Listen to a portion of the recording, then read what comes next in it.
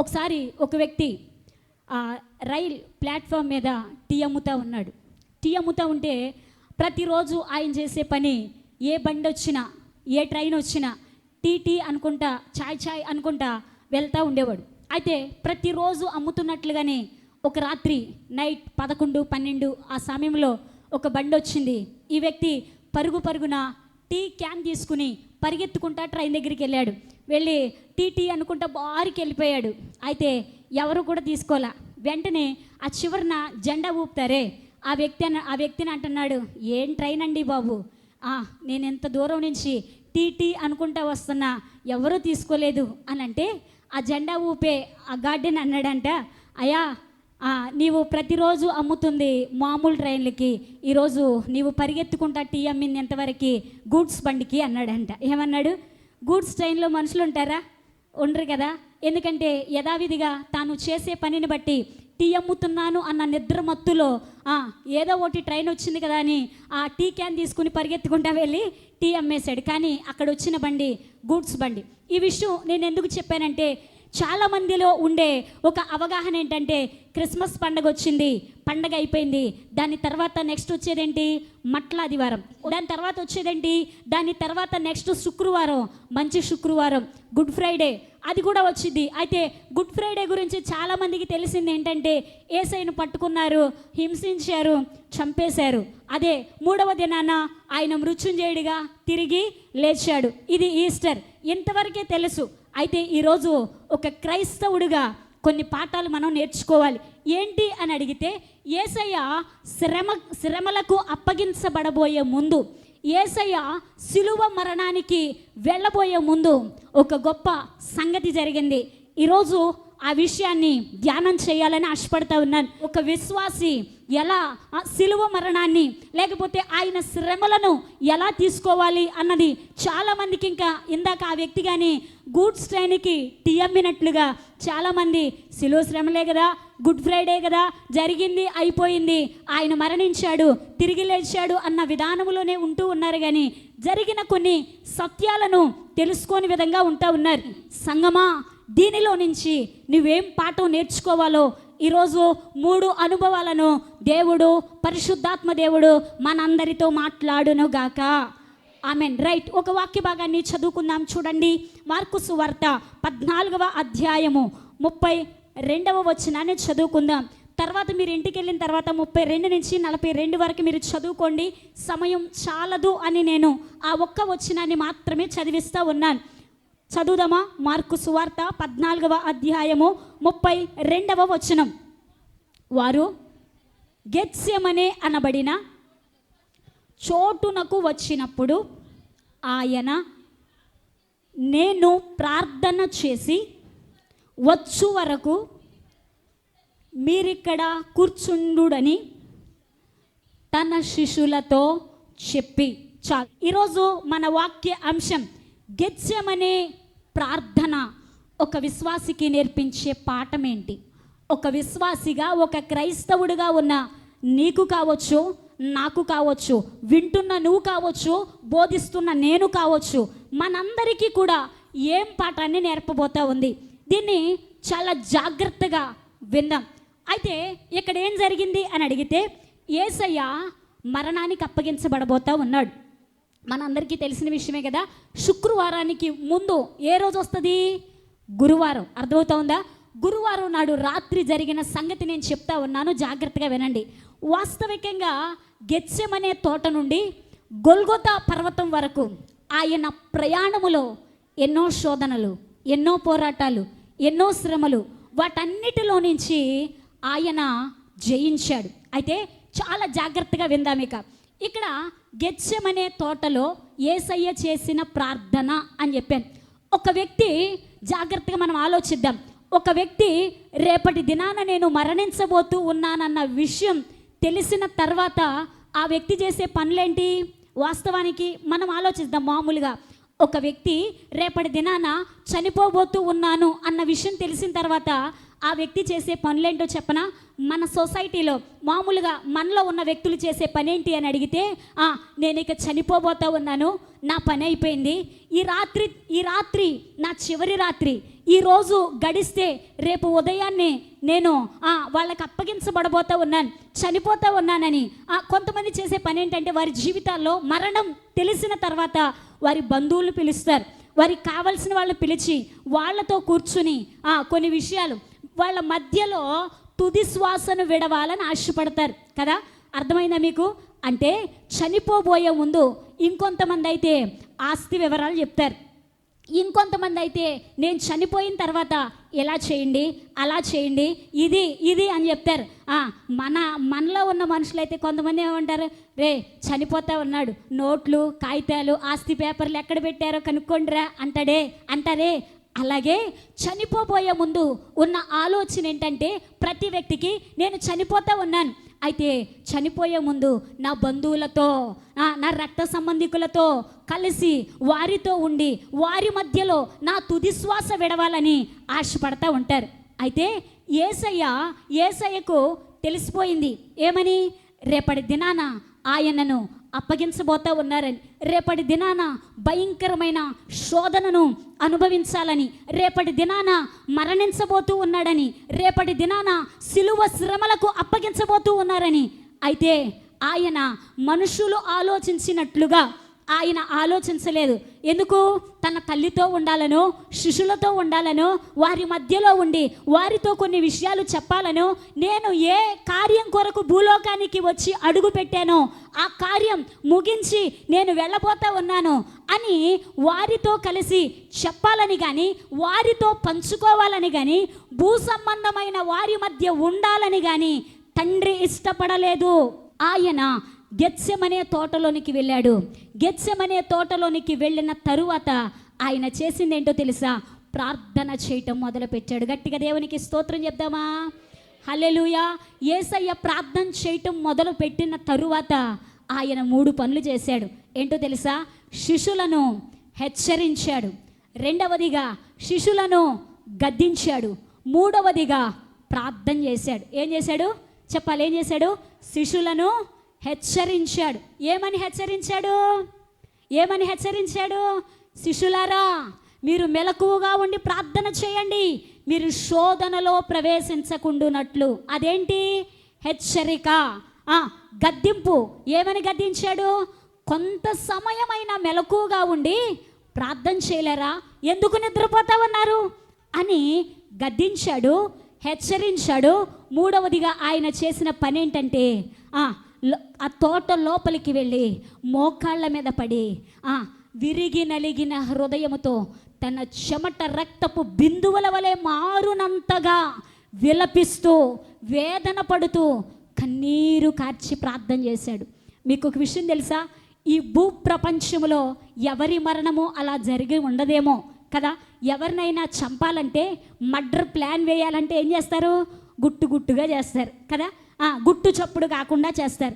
కానీ యేసయ్యకు జరిగిన మరణం ఎలాంటిదో తెలుసా? భయంకరమైన మరణం. అది ఎంత ఘోరమైన పరిస్థితి అంటే, ఎవరినైనా చంపుతా ఉంటే కొంతమంది పలికేమంటారే, చేస్తే తప్పు చేశాడేమో, ఎందుకురా చంపడం అని అంటారేమో. కానీ ఏ తప్పు చేయని ఆయన ఒక భయంకరమైన మరణ శిక్షను అనుభవించాడు.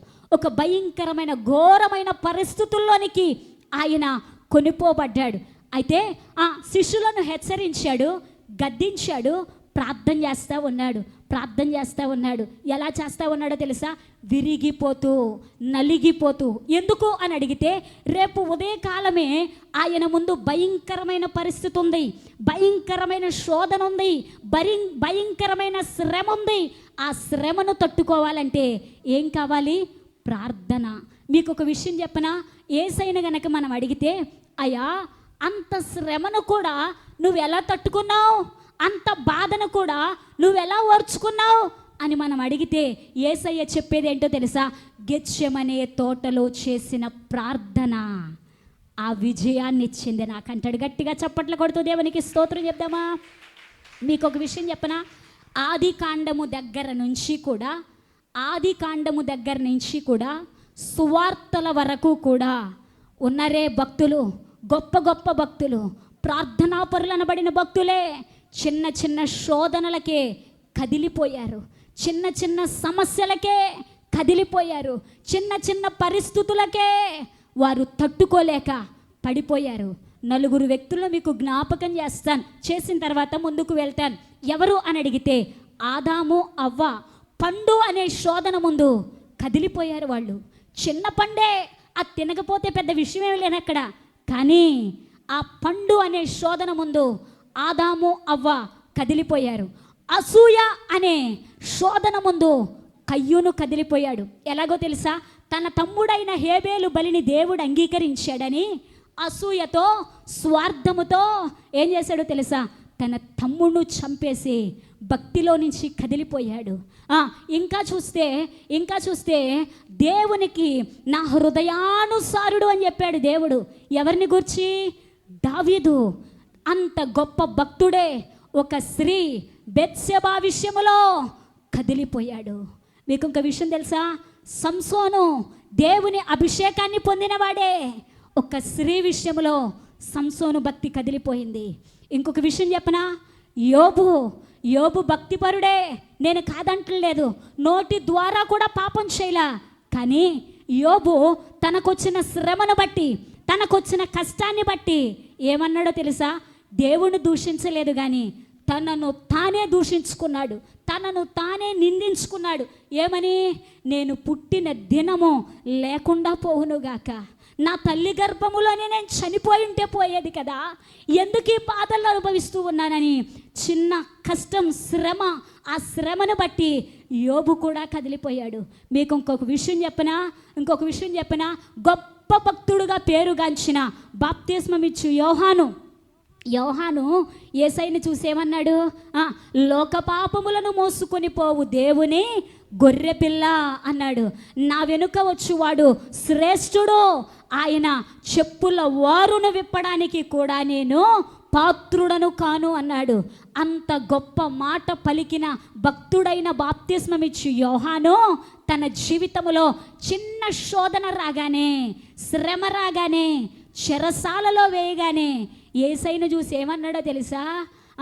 మెస్సయ్యవు నీవేనా, మేమెవరి కొరకైనా ఎదురు చూడాలా అన్నాడు. ఆ మాట వినంగానే యేసయ్య దుఃఖముతో, వేదనతో, బాప్తిస్మమిచ్చు యోహాను, నువ్వు బాగా ఉన్నప్పుడు, శ్రమ లేనప్పుడు లోక పాపములు మోసుకొని పోవు దేవుని గొర్రెపిల్ల అన్నావు. ఈరోజేమో శ్రమ వచ్చిందని, కష్టం వచ్చిందని, చెరసాల్లో ఉన్నావని, మెస్సయ్యవు నువ్వేనా, ఎవరి కొరకైనా మేము చూడాలా అని మాట్లాడుతూ ఉన్నావు. నీవు గాలికి కదిలే రెల్లు లాంటి వాడివి అన్నాడు. గట్టిగా దేవునికి స్తోత్రం చేద్దాం.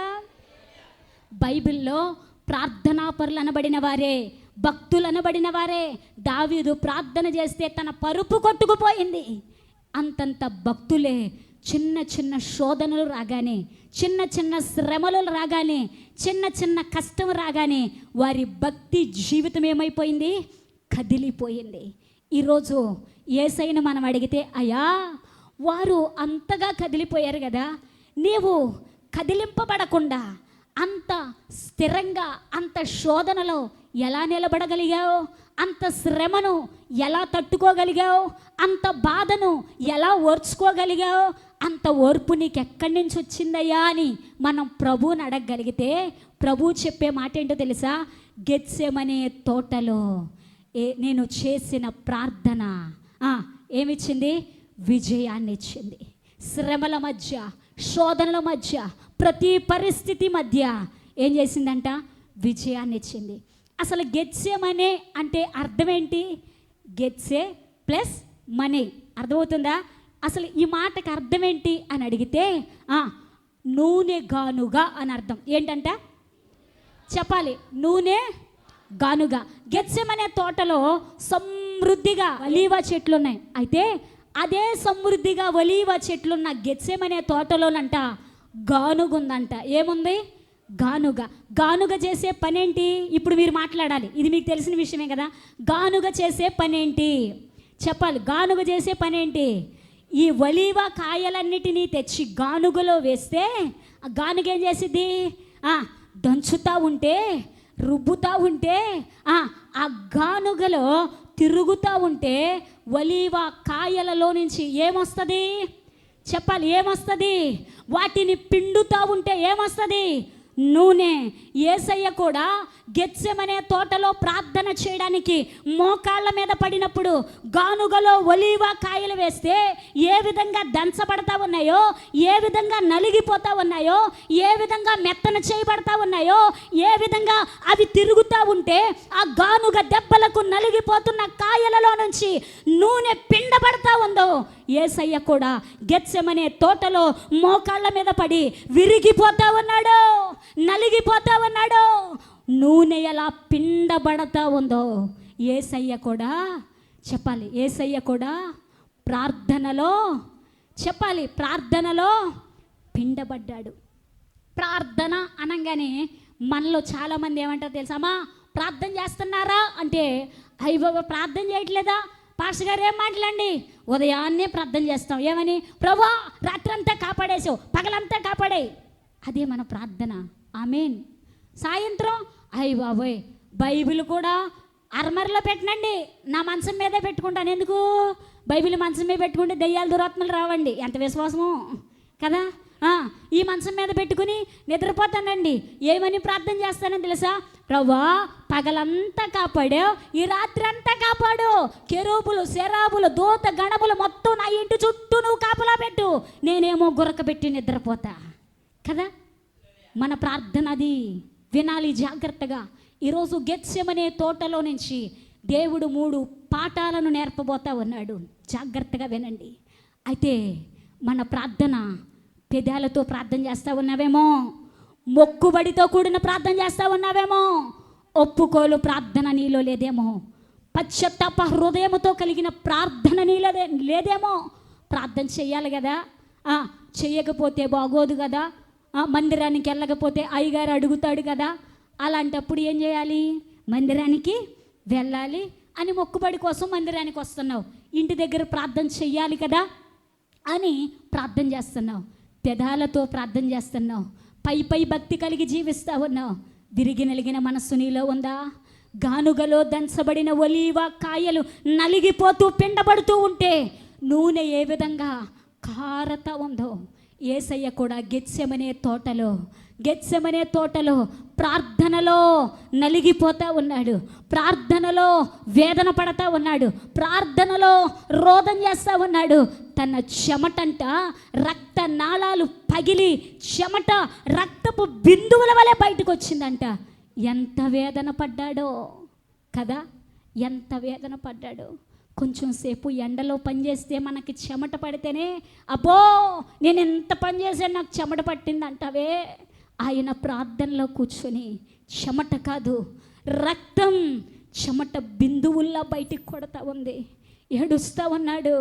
అయ్యా ఈ గిన్నె నా యొద్ద నుండి తొలగించయ్యా, ఈ గిన్నె నా యొద్ద నుండి తొలగించయ్యా అని రోదన చేస్తూ ఉన్నాడు. తట్టుకునే ఓర్పుని అని ప్రార్థన చేస్తూ ఉన్నాడు. ప్రార్థన విజయాన్ని ఇచ్చింది. హల్లెలూయా. ఈరోజు నీ ప్రార్థన ఎలా ఉంది? కొంతసేపు ప్రార్థన చేసి అయ్య బాబోయ్ అరగంట సేపు ప్రార్థన చేశానని గొప్పగా చెప్పుకుంటున్నావేమో. నేను ఎంత టైం ఉన్నానని ఒకవేళ ఆత్మగర్వం నీలో ఉందేమో. ప్రియ సహోదరి సహోదరుడా, మనం చేసే ప్రార్థన చాలా తక్కువ. ఈరోజు చాలా విషయాలు ప్రభు నీతో నేర్పబోతా ఉన్నాడు నీకు. ఏంటో తెలుసా? గెత్సెమనే తోటలో యేసయ్య చేసిన ప్రార్థన 3 అద్భుత కార్యాలు చేసింది. ఈరోజు నా జీవితాల్లో కూడా అద్భుతాలు జరగాలంటే, ఆశ్చర్య కార్యాలు జరగాలంటే మనం కూడా ఏం చేయాలి? అట్టి ప్రార్థన చేయాలి. గెత్సెమనే తోటలో యేసయ్య వేదనతో ప్రార్థించాడు. ఆ ప్రార్థన ఈరోజు మనకి కొన్ని పాఠాలను నేర్పబోతా ఉంది. ఈరోజు మనం యేసయ్యని అడిగితే, అయ్యా అంత గొప్ప భక్తులే కదిలిపోయారు కదా, నువ్వు కదిలిపోకుండా ఎలా ఉన్నావంటే ప్రభువు చెప్పే మాట ఆయన చేసిన ప్రార్థన. గెత్సెమనే తోటే నాకు ఓర్పునిచ్చింది. ఈరోజు మన జీవితాల్లో కూడా ప్రార్థన అనేక శూర కార్యాలను జరిగించింది. ఏం జరిగించింది? ప్రార్థన శూర కార్యాలను జరిగించింది. ఈ లోకంలో నీకు అసాధ్యమైనవి ఎన్నో, అవి జరగవేమో, ఏం చేయలేమేమో అనుకోవచ్చు.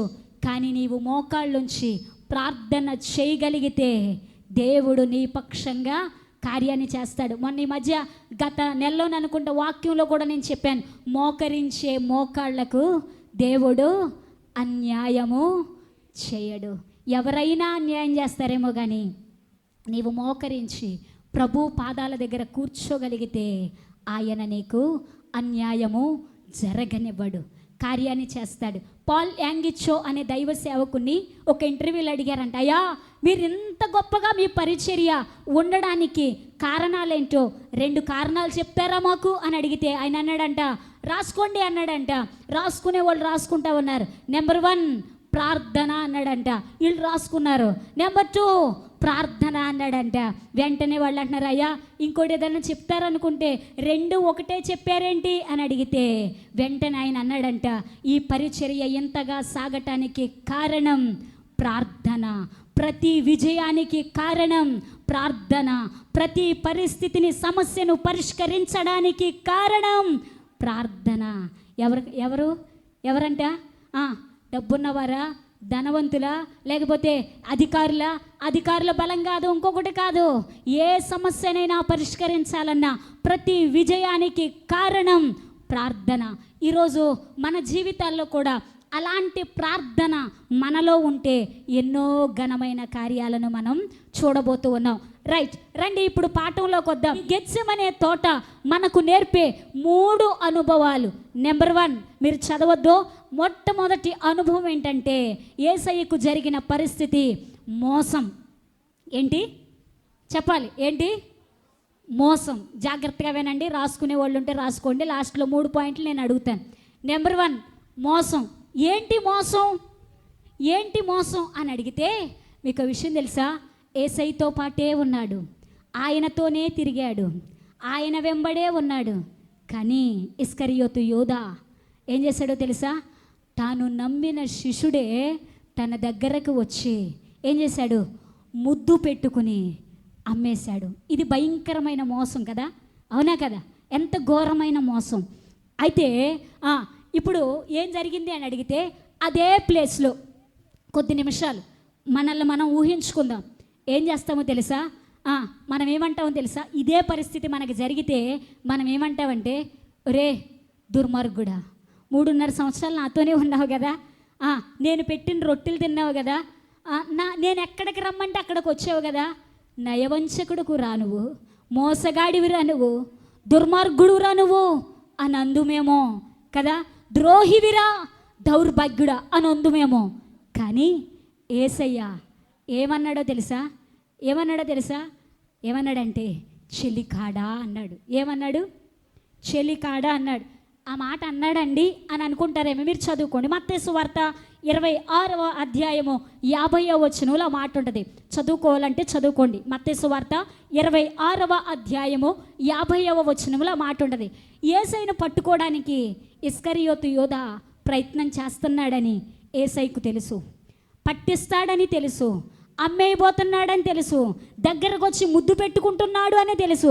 ముద్దు పెట్టుకుని అమ్మి వేయబోయే శిష్యుడిని చూసి అదే మనమైతే ఎన్నందుమో. కానీ యేసయ్య ఏమన్నాడో తెలుసా? చెలికాడా వచ్చిన పని కానీ అన్నాడు. ఏమన్నాడు? చెలికాడా వచ్చిన పని కానీ అన్నాడు. ఎంత ఓర్పు!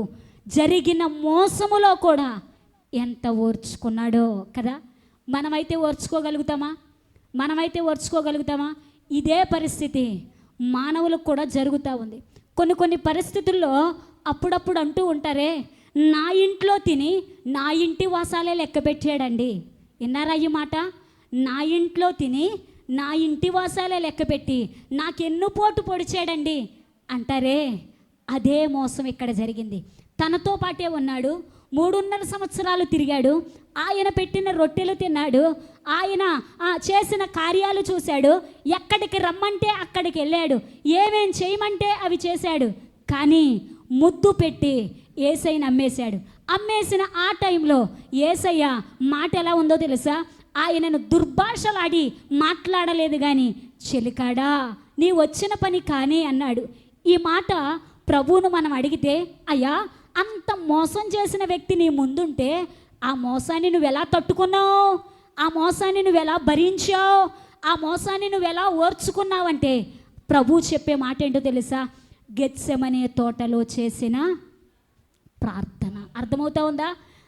గెత్సెమనే తోటలో నేను చేసిన ప్రార్థన. మీకు మరొక విషయం చెప్పనా? ఆయన పట్టుకున్నారు, తీసుకెళ్తా ఉన్నారు. తీసుకెళ్ళిన తర్వాత కొన్ని తీర్పుల దగ్గరకు తిప్పారు. తిప్పిన తర్వాత కొరడా దెబ్బల శిక్ష విధించారు. కొరడా దెబ్బలు కొట్టారు. కొరడా దెబ్బలు కొట్టిన తర్వాత ముఖం మీద కాండ్రెచ్చి ఉమ్మేశారు.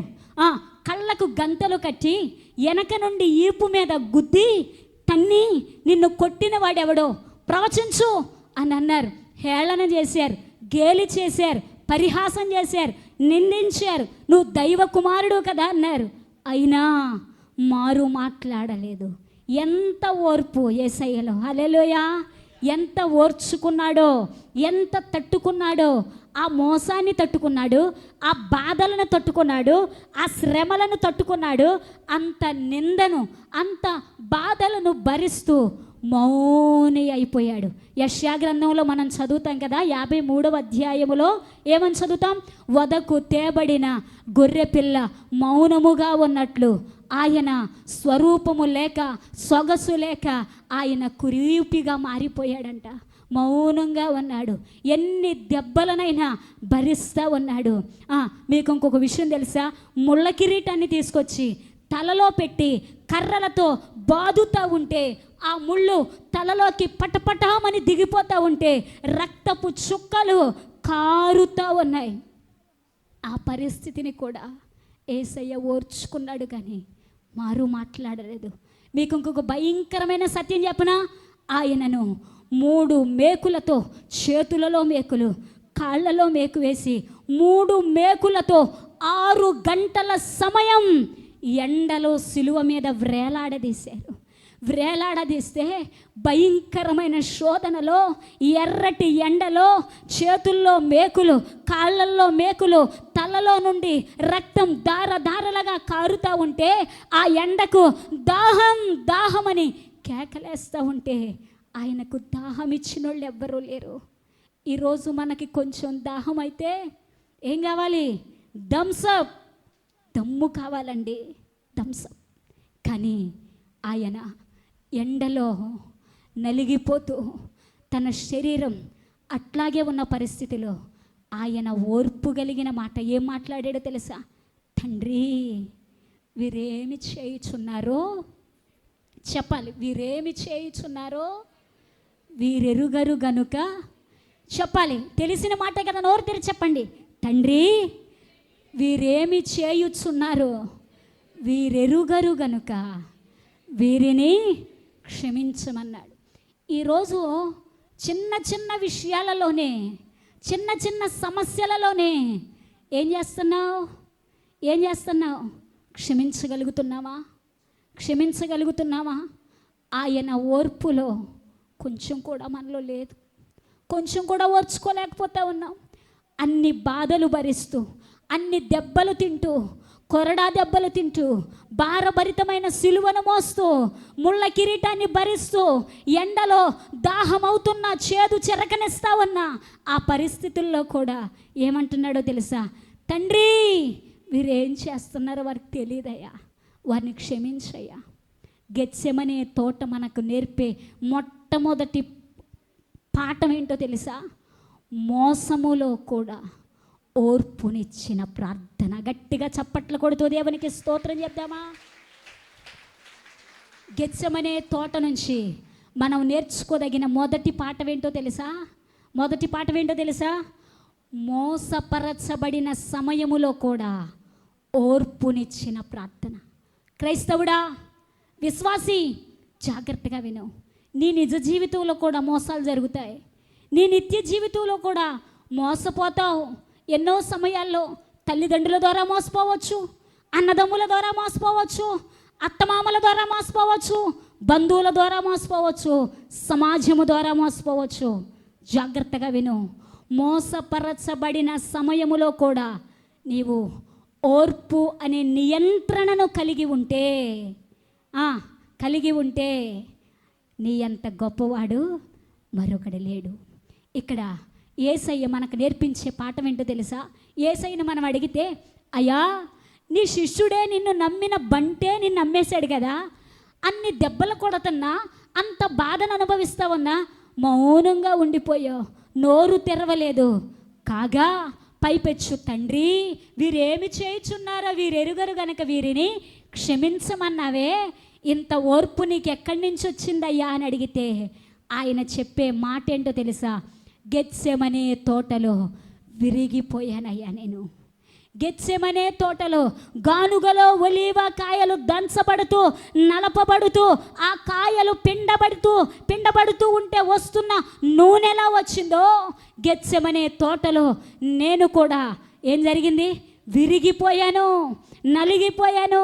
చేసిన ప్రార్థన మొట్టమొదటిగా ఓర్పునిచ్చింది. ఈరోజు నీ జీవితంలో ఓర్పు కావాలని అడుగుతా ఉన్నావా? ఓర్పు లేకుండా బ్రతుకుతా ఉన్నావా? కయ్యానికి కాలు దూతూ ఉన్నావా?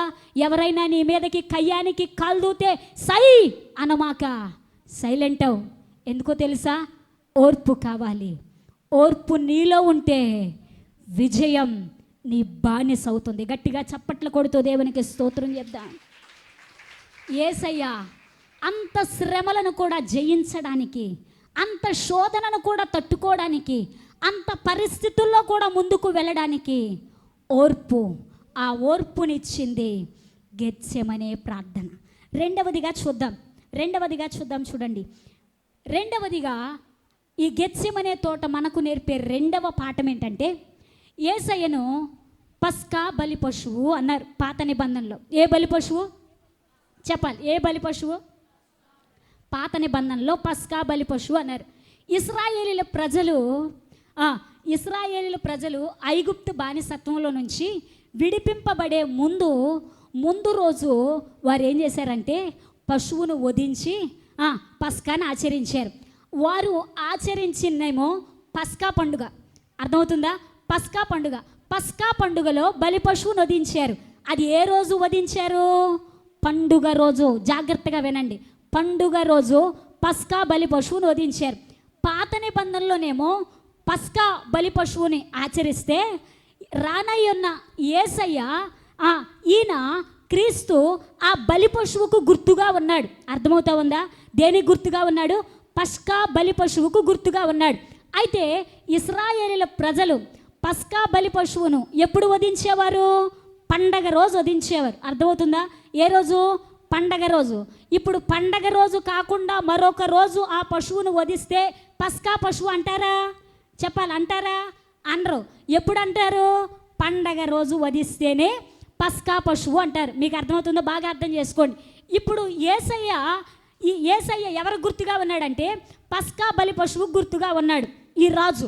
అయితే ఈయన ఎప్పుడు సిలువ వేయబడాలి? ఎప్పుడు వేయబడాలి? పండగ రోజే వేయబడాలి. అయితే అక్కడ జరిగిన విచిత్రం ఏంటో ఒక మాట చదువుదాం చూడండి. మత్తయి సువార్త 26వ అధ్యాయము 5వ వచనం చదువుదాం. అయితే ప్రజలలో అల్లరి కలుగకుండునట్లు పండగలో వద్దని చెప్పుకొనిరి. ఇప్పుడు జాగ్రత్తగా నా మాటలు వినండి. మీరు బైబిల్ ఒళ్ళో పెట్టుకుని నా మాట జాగ్రత్తగా వినండి. యేసయ్య వాస్తవానికి పస్కా పండుగ రోజు ఆయన శిలువ మీద మరణించాలి. ఆ రాత్రి పస్కాను ఆచరించి ఇక పస్కా పండుగ ప్రారంభం కాబోతూ ఉంది. అయితే యేసయ్య గెత్సెమనే తోటలోనికి వెళ్ళి ప్రార్థనలో కూర్చున్నాడు. ఆయన ప్రార్థనలోనికి వెళ్ళే ముందు కూడా తనను గూర్చి తానే ప్రవచించాడు. ఏమని? మనుష్య కుమారుడు పాపుల చేతికి అప్పగించబడబోతా ఉన్నాడు. అయితే అప్పగించబడిన తరువాత ఆయనను హింసిస్తారు, సిలువ వేస్తారు, చనిపోతాడు, 3వ దినాన మృత్యుంజయుడిగా తిరిగి లేస్తాడని ఆయన ప్రవచిస్తూ ఉన్నాడు. అయితే ఈ రాత్రి ఇక్కడ జరిగిన కుట్ర ఏంటో చెప్తాను, జాగ్రత్తగా వినండి. దీన్ని కుట్ర అంటారు. ఎలా అంటే వీళ్ళు ఏం చేశారంటే యూదా మత పెద్దలు, పరిసయ్యులు, శాస్త్రులు, ప్రధాన యాజకులు అందరూ కలిసి వారంతా కూడా సమాజంగా ఒక మీటింగ్లా పెట్టుకుని ఏమని ఆలోచిస్తూ ఉన్నారంటే యేసయ్యను చంపుదాం. ఇప్పుడు వీళ్ళంతా పెట్టిన మీటింగ్లో ప్లాన్ ఏంటంటే మర్డర్ ప్లాన్. అర్థమవుతుందా? జాగ్రత్తగా వినండి. చంపే ప్లాన్ అనమాట. అయితే వీళ్ళంతా కూడా యేసయ్యను చంపుదాం. అయితే చంపే ముందు ఎప్పుడు చంపుదాం? పండగ రోజు వద్దు. ఎందుకు? పండగ రోజు చంపితే జనాల్లో అల్లరి కలిగిద్ది. అని దుష్టుడు పుట్టించాడు. అక్కడ ఎందుకు? ఆయన పస్కా బలి పశువు అని ప్రవచనం ఉంది, పస్కా బలి పశువు అని వాగ్దానం ఉంది. ఆ ప్రవచనము నెరవేరకుండా ఆపడానికి దుష్టుని ప్రయోగం అన్నమాట ఇది. అర్థమైందా? జాగ్రత్తగా వినండి. ఏం చేస్తున్నారంటే వీళ్ళంతా మీటింగ్ పెట్టుకుని మనం యేసయ్యని చంపేద్దాం, అయితే చంపుదాం, కానీ ఎప్పుడు చంపుదాం? పండగలో వద్దు, పండగ అయిపోయిన తర్వాత వచ్చే వారం చంపుదాం. వచ్చే వారం అని ఎందుకు అనుకున్నారు అని అంటే, ఇప్పుడు పస్కా పండుగ అయిపోయిన తర్వాత ఇశ్రాయేలు ప్రజలకి 7 రోజులు పులియని రొట్టెల పండగ జరిగిద్ది. అర్థమైందా? ఏం పండగ జరిగిద్ది? 7 రోజులు పులియని రొట్టెల పండగ జరిగేది. అయితే ఈ పస్కా ఆచరించిన తర్వాత పులియని రొట్టెల పండగ ఆచరిస్తారు. ఈ 2 పండగలు, ఈ పండగలన్నీ పూర్తయిపోయిన తర్వాత మనం ఏం చేద్దాం? యేసయ్యను చంపేద్దాం, అప్పుడు దాకా మౌనంగా ఉందాం అని 26వ అధ్యాయము 5వ వచనంలో క్లారిటీగా చెప్పుకున్నారు. అయితే ఏం జరిగిందో తెలుసా? గెత్సెమనే తోటలో యేసయ్య చేసిన ప్రార్థన దుష్టుని పన్నాగమును ఏం చేసింది? చెడగొట్టింది. చెప్పాలంటే హల్లెలూయా. వాళ్ళేంటి? ఆ వాగ్దానం నెరవేరకుండా పస్కా బలి పశువు అనబడిన క్రీస్తు పస్కా పండుగ రోజు మరణించకుండా ఆపాలి అని దుష్టుడు ప్లాన్ చేస్తే, యేసయ్య గెత్సెమనే తోటలోనికి వెళ్ళి ప్రార్థన చేస్తూ, అయ్యా నా పట్ల నీకున్న వాగ్దానం పస్కా బలి పశువుగా ఏ రోజు? ఈ పండుగ రోజు లోక పాపముల కొరకు నేను మరణించాలి, ఈ వాగ్దానము, ఈ ప్రవచనము నెరవేరాలని ఆయన విరిగిపోతూ నలిగిపోతూ దేవుని సన్నిధిలో కారుస్తున్న కన్నీరు అధికారుల మనస్సులను మార్చింది. గట్టిగా చప్పట్ల కొడుతూ దేవునికి స్తోత్రం చెప్దామా? వాళ్ళంతా అనుకున్నది ఎన్నో వచనంలో? 5వ వచనంలో. ఒకసారి చూడండి, 26:47 వచనం చదవండి ఒకసారి. 26:47 వచనంలో కొన్ని వచనాల వ్యవధిలోనే ఆ రాత్రిలోనే ఏమైంది?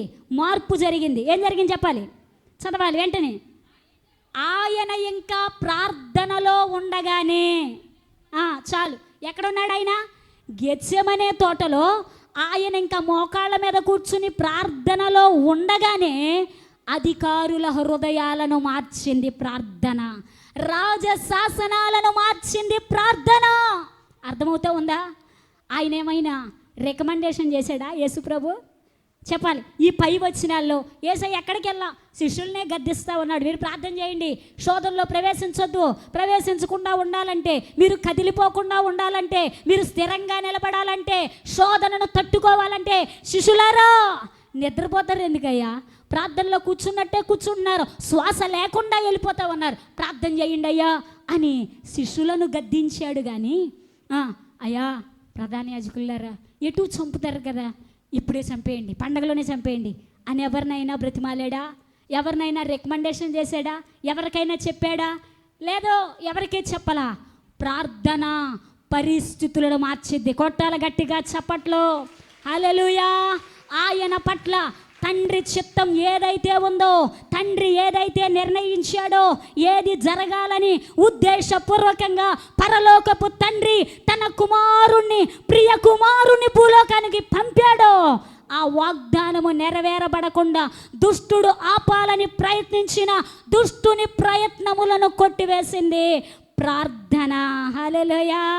గెత్సెమనే ప్రార్థన అధికారులను సహితం మార్చింది, శాసనాలను మార్చింది. ఏంటది? ప్రార్థన. మీకు ఈ ప్రార్థనలో ఎగ్జాంపుల్ చూస్తే 3 వ్యక్తులను చూడవచ్చు. ఎవరో? ఎస్తేరు. యూదా ప్రజలందరూ మరణించబోతా ఉన్నారని చట్టం వచ్చేసింది. ఎస్తేరు ఏం చేసింది?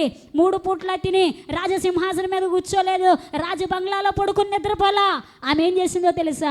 ఉపవాసం ఉండి కన్నీరు కార్చి రోదన చేస్తూ, అయ్యా నా జనాంగాన్ని రక్షించయ్యా, నా ప్రజలను రక్షించు, ఎవరు నశించిపోవడానికి వీల్లేదు, నా ప్రాంతాన్ని రక్షించు, రక్త సంబంధికులను రక్షించు, బంధువులను రక్షించని ఎస్తేరు 3 రోజులు ఉపవాసం ఉండి కన్నీరు కార్చి దేవుని సన్నిధిలో చేసిన ప్రార్థన రాజశాసనాలనే కొట్టేసింది. గట్టిగా చప్పట్లు కొడుతూ దేవునికి స్తోత్రం చెప్దాం.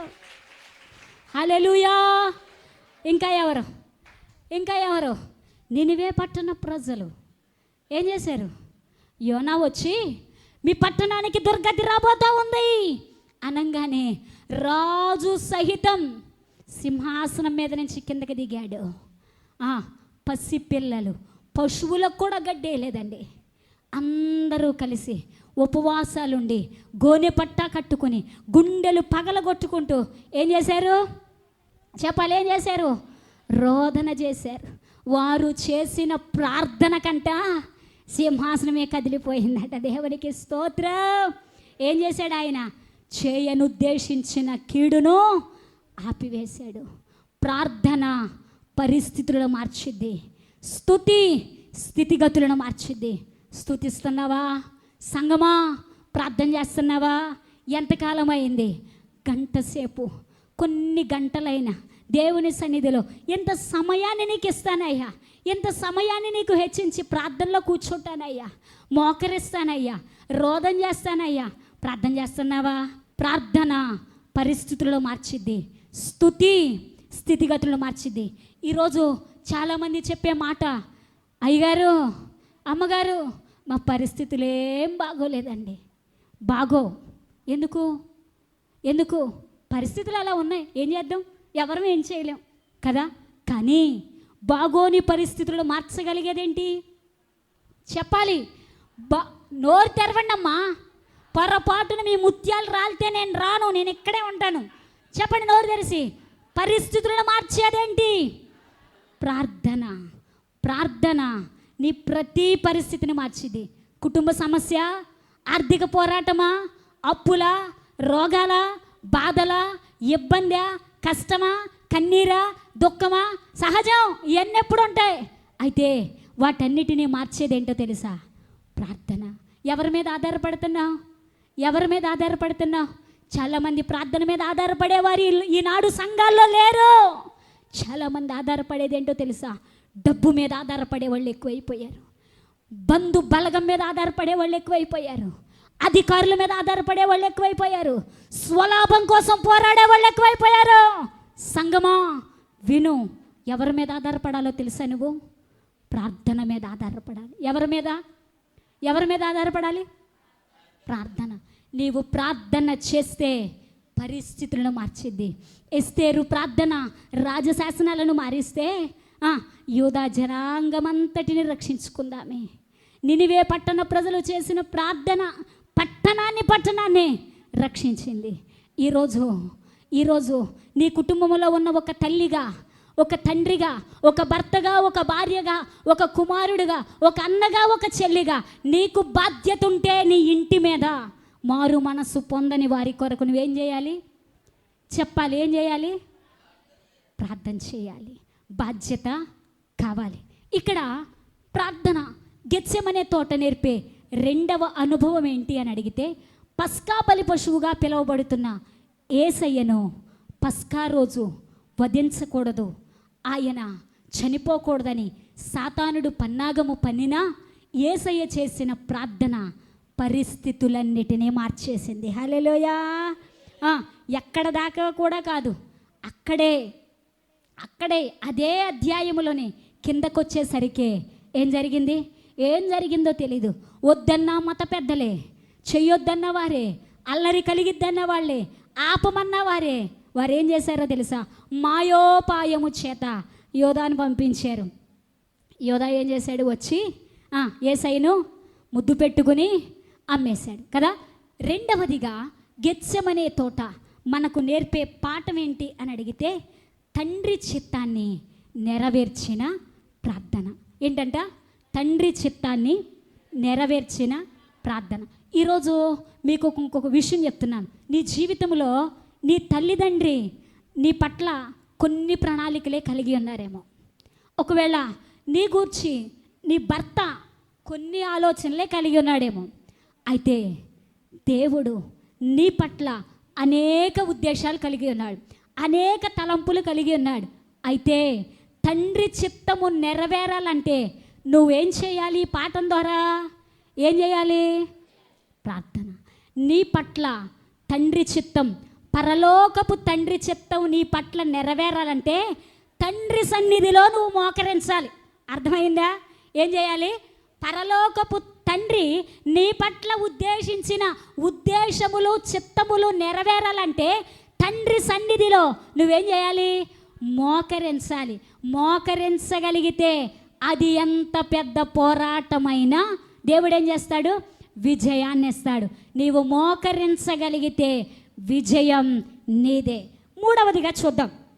ఇక మూడవ పాఠం నేర్చుకుందాం.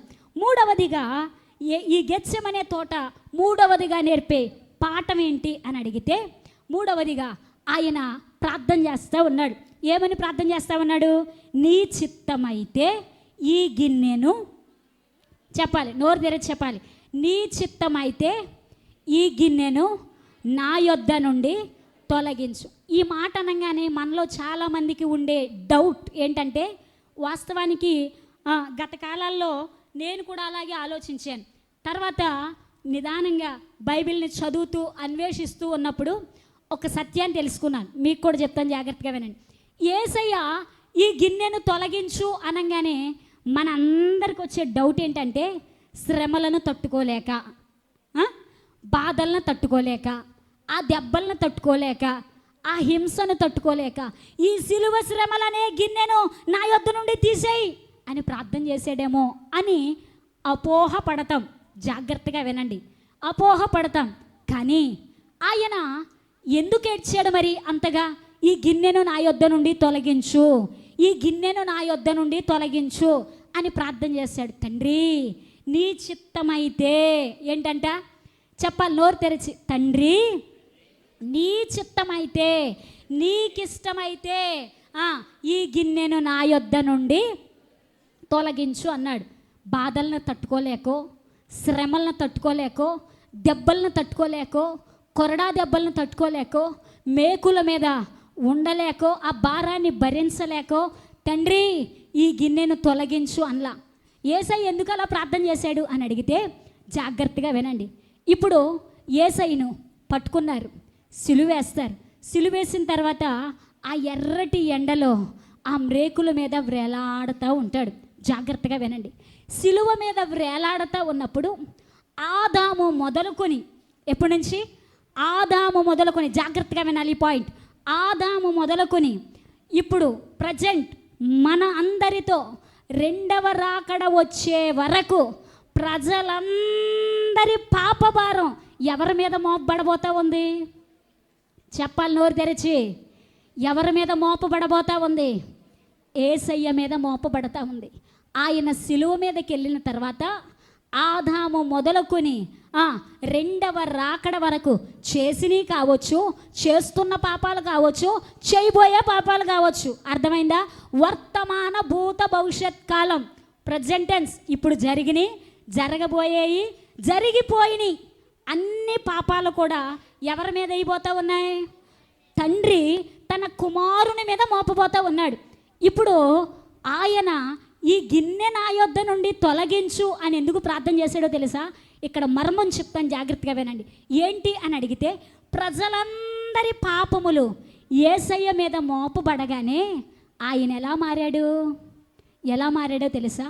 ప్రజలందరి పాప భారము ఆయన మీద పడగానే ఆయన ఒక క్షణం పాపిగా మార్చబడ్డాడు. యేసయ్య పాపి అని నేను అనట్లా, మనందరి పాపములు ఆయన మీద మోపబడినప్పుడు పాపిగా మార్చబడ్డాడు. పాపి ప్రార్థన చేస్తే యేసయ్యా ఇప్పుడు ఏమైపోయాడు? పాపిగా మార్చబడ్డాడు కదా. ఈ మార్చబడిన ఒక్క క్షణములో ఆ భారాలన్నీ ఆయన మీద వేసిన తర్వాత తండ్రి అంట కుమారుడు చెయ్యను విడవబోతా ఉన్నాడు. అర్థమైందా? తండ్రి తన కుమారుని చేతిని విడవబోతా ఉన్నాడు. అది ఎంతసేపు? ఒక్క క్షణం. అర్థమవుతా ఉందా? క్షణం అంటే ఎంతసేపు పట్టింది? క్షణమే కదా. అయితే ఇప్పుడు యేసయ్య ఏమని ప్రార్థన చేస్తా ఉన్నాడో తెలుసా? అయ్యా, కొరడా దెబ్బల గురించి నేను బాధపడట్లేదయ్యా. ఒకవేళ ముఖం మీద ఉమ్మేసి వాడు వీడని దూషిస్తున్నారని నేను బాధపడతలా అయ్యా. ఒకవేళ గుద్దుతూ ఉన్నారని, తలలో ముళ్ళ కిరీటం పెడతా ఉన్నారని, హింసిస్తూ ఉన్నారని, అపహాస్యం చేస్తూ ఉన్నారని, హేళన చేస్తూ ఉన్నారని, గేలి చేస్తూ ఉన్నారని నేను బాధపడతల్లా. ఈ గిన్నె నా యొద్ద నుండి తొలగించమని అడగట్లా. నీవంటున్నావే, ప్రజలందరి పాపములు నా మీద పడిన తర్వాత ఒక్క క్షణం నన్ను విడిచిపెడతానంటున్నావే.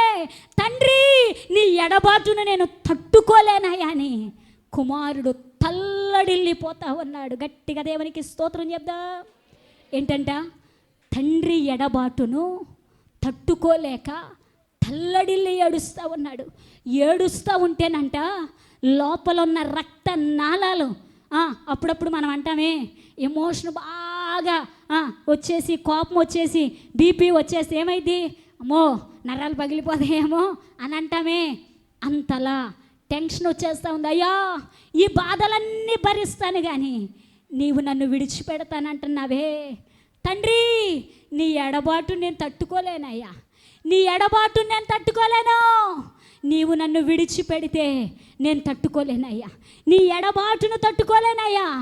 నువ్వు నన్ను విడిచిపెడితే ఆ క్షణాన్ని నేను భరించలేనయ్యా అని కుమారుడు తల్లడిల్లిపోతా ఉంటే తండ్రి అంటున్నాడు, కుమారుడా, ఎందుకు తల్లడిల్లిపోతున్నావు? నిన్నొక రోజంతా విడిచిపెడుతున్నానా నేను? కుమారుడా, నిన్నొక రోజంతా విడిచిపెట్టట్లేదు కదా, ఒక గంట కూడా విడిచిపెట్టట్లా, ఒక అరగంట కూడా విడిచిపెట్టట్లా. ఎంతసేపు? ఒక్క గడియే, ఒక్క క్షణమే. నా కుమారుడా, ఒక్క గడియకే, ఒక్క క్షణానికే ఎందుకలా తల్లడిల్లిపోతున్నావు అని అంటే తండ్రి యేసయ్య అంటున్నాడు, అయ్యా, నిన్ను విడిచి ఒక్క గడియ కూడా నేను ఉండలేనయ్యా. తండ్రి, ఒక్క క్షణం కూడా నీ ఎడబాటును నేను తట్టుకోలేను. సిలువలో కూడా ఏమని పలికాడు? నా తండ్రి, నా తండ్రి, నన్ను ఎలా చేయి విడిచితివి. చూసారా ఎందుకు ఆయన ఏడుస్తూ ఉన్నాడు అంతలా? ఎందుకు ఏడుస్తూ ఉన్నాడు? తండ్రి ఎడబాటును తట్టుకోలేక. మూడవదిగా గెత్సెమనే తోట మనకి నేర్పే పాఠం ఏంటో తెలుసా? ఏమని పెట్టుకోవాలంటే దీనికి పేరు తండ్రి ఎడబాటును తట్టుకోలేని తల్లడిల్లిపోయిన తనయుడని పెట్టుకోవచ్చు.